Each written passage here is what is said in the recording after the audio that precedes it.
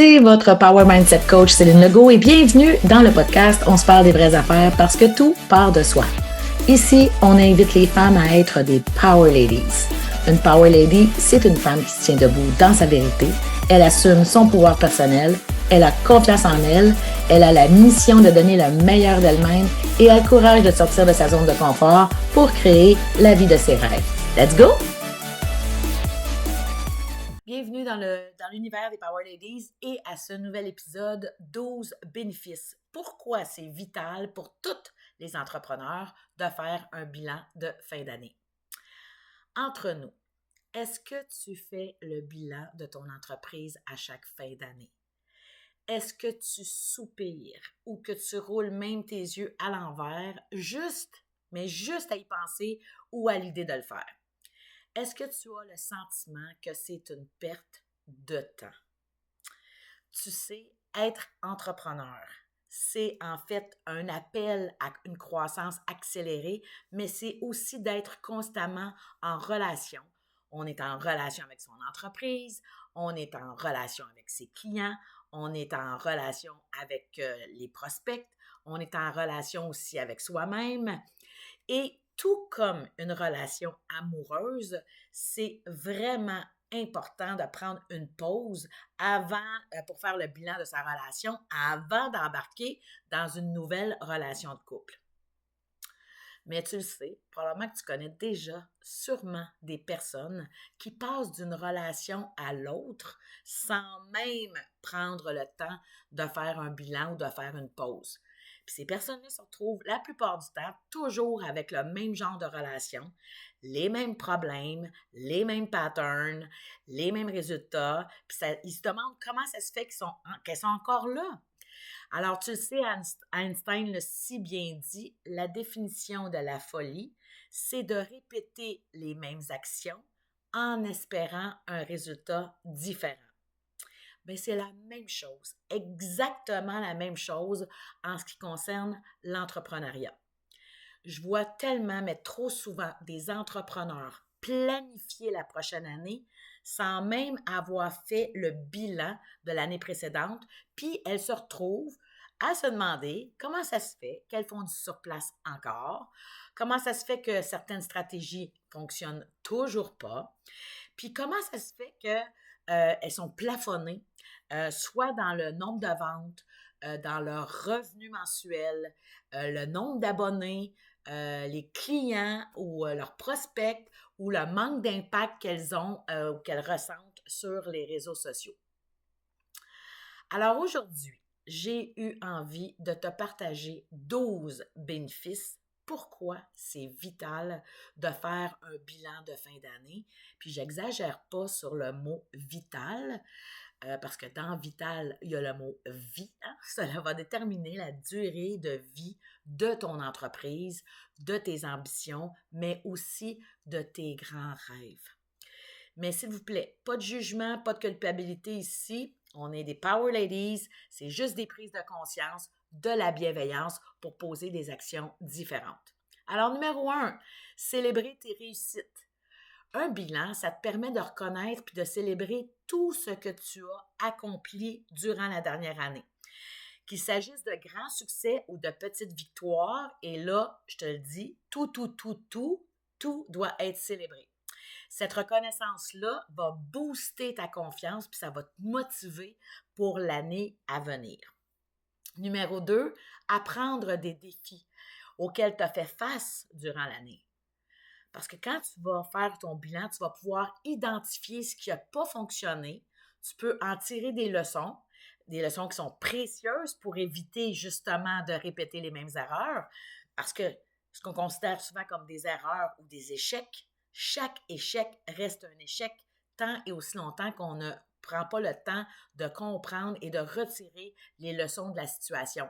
Parce que lorsqu'on comprend qu'on retire la leçon, bien, cette situation-là devient plutôt un apprentissage. Numéro 3, évaluer tes objectifs passés.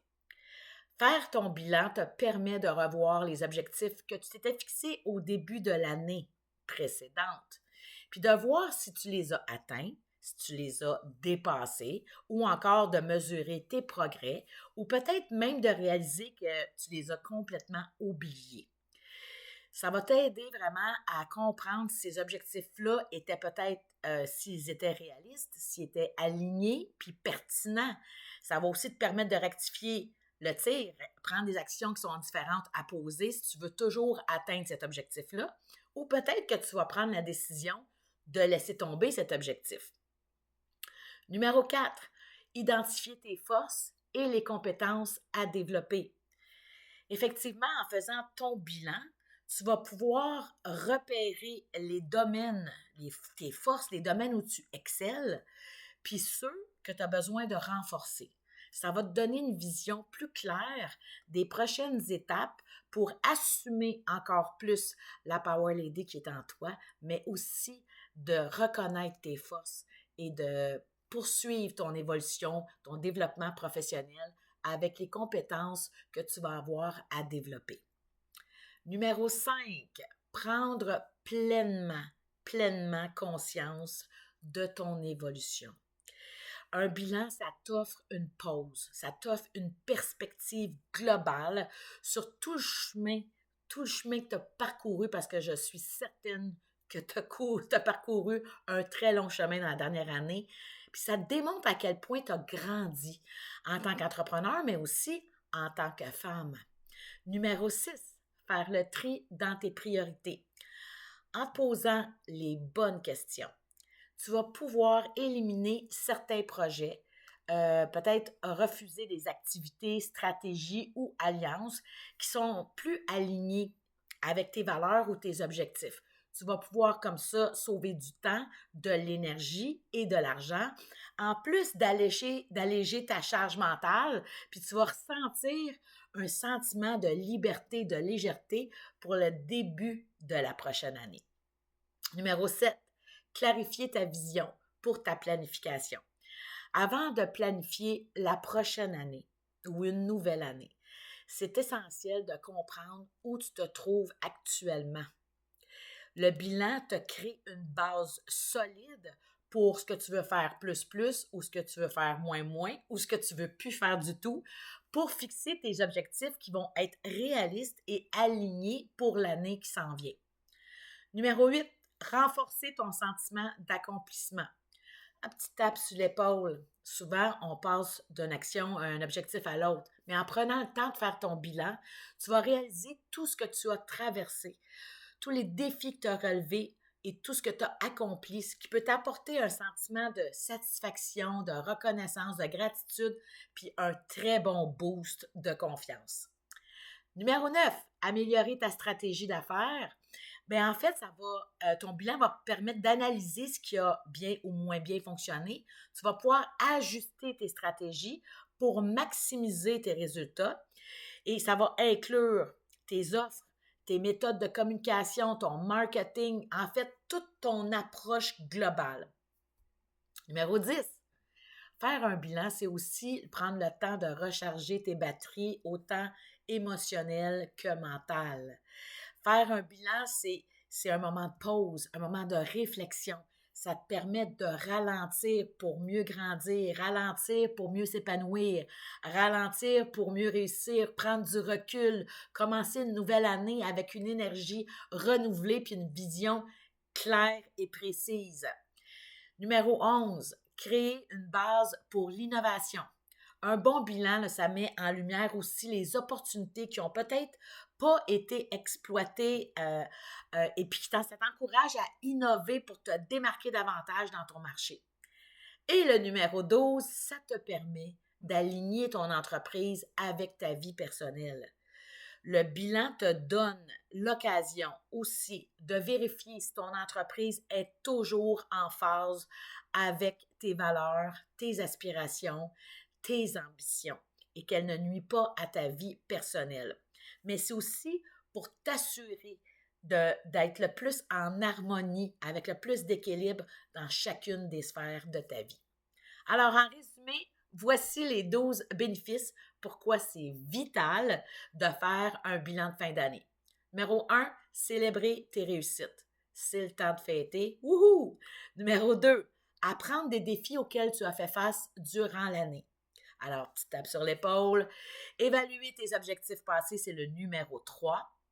Numéro 4, c'est identifier tes forces et les compétences à développer parce qu'on est en constante évolution. Étant entrepreneur, on grandit tous les jours. Numéro 5, prendre pleinement conscience de ton évolution. Numéro 6, faire le tri dans tes priorités. Savoir faire la différence entre ce qui est important et ce qui est urgent. Numéro 7, clarifier ta vision pour ta planification. Numéro 8, renforcer ton sentiment d'accomplissement. La fierté, c'est un beau carburant. Numéro 9, améliorer ta stratégie d'affaires. Numéro 10, recharger tes batteries émotionnelles et mentales. Numéro 11, créer une base pour l'innovation. Et numéro 12, aligner ton entreprise avec ta vie personnelle pour que ce soit le plus harmonieux possible. Comme tu peux le constater, faire un bilan de fin d'année, c'est certainement pas une perte de temps.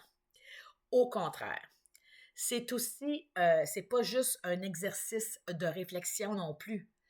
C'est un exercice essentiel, important pour retirer le maximum de l'année qui se termine.